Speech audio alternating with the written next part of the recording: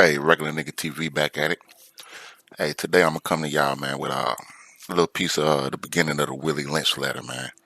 To those who not familiar, Willie Lynch, he was a slave owner from the West Indies, had a plantation on the West Indies, and came to Virginia in 1712 with a tool to, you know, with a play-by-play format on how to keep 300 to 400 years of slaves under control.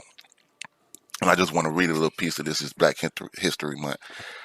Folks might be like, man, you out of line for this, but for the people who ain't never heard this before, I think it need to be heard so we can realize how it's playing out. How what we doing is just we doing a job for them, bro, and hopefully we can shake out of this and try to combat this in whatever kind of form we need to, bro, because we losing, bro, and I'm tired of losing. The Willie Lynch letter. This speech was said to have been delivered by Willie Lynch on the bank of the James River in the colony of Virginia in 1712. Lynch was a British slave owner in the West Indies.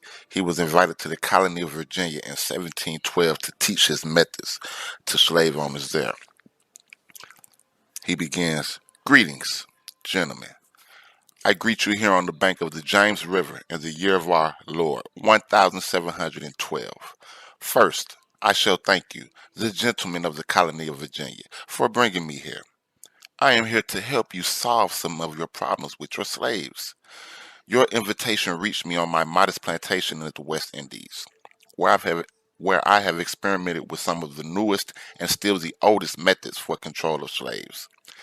Ancient Rome would envy us if my program is implemented.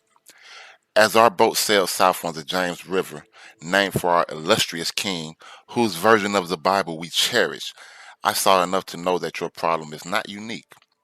While Rome used cords of wood as crosses for standing human bodies along its highways in great numbers, you are here using the tree and the rope on occasions. I caught the whiff of a dead slave hanging from a tree a couple of miles back. You are not only losing valuable stock by hangings, you are having uprisings. Slaves are running away. Your crops are sometimes left in the fields too long for maximum profit. You suffer occasional fires. Your animals are killed. Gentlemen, you know what your problems are. I do not need to elaborate. I am not here to enumerate your problems. I am here to introduce you to a method of solving them. In my bag here, I have a foolproof method for controlling your black slaves. I guarantee every one of you that if installed correctly, it will control the slaves for at least 300 years. My method is simple. Any member of your family or your overseer can use it. I have outlined a number of differences among the slaves, and I take these differences and make them bigger. I use fear, distrust, and envy for control purposes. These methods have worked on my modest plantation in the West Indies, and it will work throughout the South. Take the simple little list of differences and think about them. On top of my list is age, but it's there only because it starts with an A. The second is color or shade. There is intelligence, size, sex, sizes of plantation, status on plantations, attitude of owners, whether the slaves live in a valley, on a hill, east, west, north, south, whether they have fine hair, coarse hair, whether they are tall or short. Now that you have a list of the differences, I shall give you an outline of action.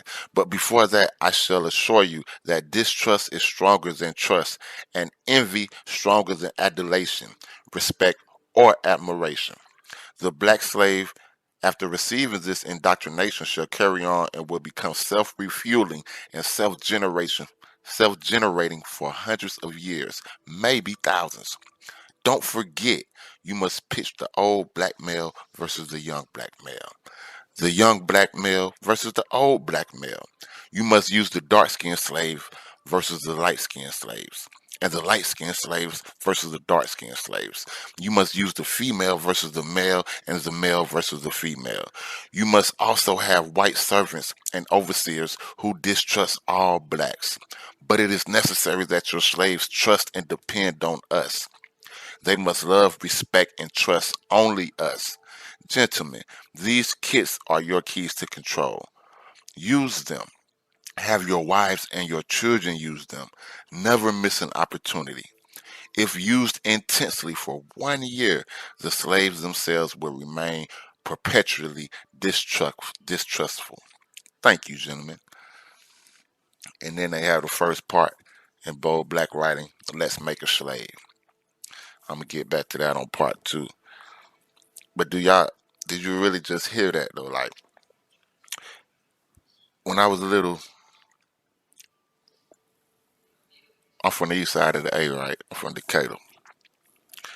We was little, I used to feel like if you ain't from where I'm from, I'm against you. On a bigger scale, if you ain't from the A, I'm against you. If you ain't with the blue team, I'm against you. If you from over there, I'm against you. If you ain't from the South, I'm against you. If you don't listen to hip hop, I'm against you. That's the separation. Automatically when I see somebody, even now, first thing that come to mind is where this nigga from, bro. I'm automatically separating myself from him. Old cats against the young cats. I don't listen to that mumble rap, man. These young niggas out of control. Young niggas. Oh man, old head can't tell me nothing. Them niggas had they day. It's over with. Male versus the female, bro. Come on. Oh man, that bitch ain't shit, fam. She dirty as hell, bro. Female. Bro, they no good ass nigga. They no good ass nigga ain't good for nothing. It's a battle. It break my heart. Cause we playing this shit out to a T and we smarter than that. We better than that, bro. We killing each other and our real enemy is right in our face. They show us year in, year out. Election. Election after election. What has really changed? We're a little bit better off, but really deep down, what has really changed in the basic foundation of the hood, bro?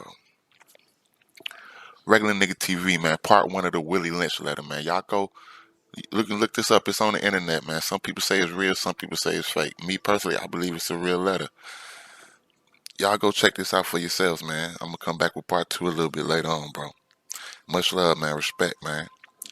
Gang unification, man. This video used for educational purpose only.